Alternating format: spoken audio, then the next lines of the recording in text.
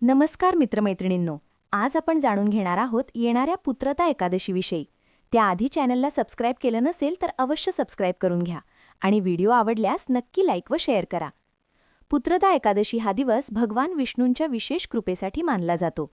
संतती प्राप्ती, अपत्यांचे आरोग्य, बुद्धी आणि दीर्घायुष्य यासाठी ही एकादशी फार महत्त्वाची आहे.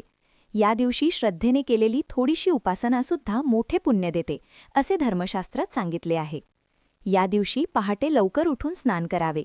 शक्य असल्यास पाण्यात थोडे तुळशीचे पान किंवा गंगाजल मिसळावे. शरीर स्वच्छ केल्यानंतर मन शांत ठेवून देवघर स्वच्छ करावे. भगवान विष्णू, लक्ष्मी माता किंवा बालकृष्ण यांची पूजा करावी. विष्णूंना तुळशीची पाने, पिवळी फुले, चंदन, अक्षता अर्पण कराव्यात. समोर दीप प्रज्वलित करून मनोभावे प्रार्थना करावी. पुत्रदा एकादशीला उपवास करण्याला विशेष महत्त्व आहे. आपल्या क्षमतेनुसार निर्जळ उपवास, फलाहार किंवा फक्त दूध, पाणी घेऊन उपवास करता येतो. उपवास फक्त शरीराचा नसून मनाचाही असावा. राग, द्वेष, वादविवाद, खोटेपणा टाळावा. दिवसभर भगवंताचे नामस्मरण करत राहावे. या दिवशी ओम नमो भगवते वासुदेवाय हा मंत्र जप करावा. शक्य असल्यास विष्णू सहस्रनाम, श्रीमद भागवत कथा किंवा पुत्रदा एकादशीची कथा ऐकावी. कथा ऐकताना किंवा जप करताना मनात संततीविषयक किंवा कुटुंबाच्या कल्याणाची प्रार्थना करावी.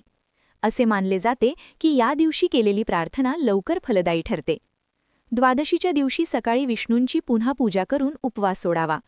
गरजू लोकांना अन्नदान, धान्यदान, वस्त्रदान किंवा तुळशीचे रोप दान करावे. दान केल्याने एकादशीचे पुण्य अधिक वाढते.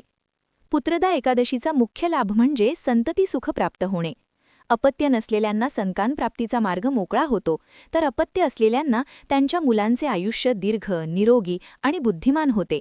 कुटुंबात सुखशांती नांदते, घरातील नकारात्मकता दूर होते आणि विष्णूंची कृपा प्राप्त होते.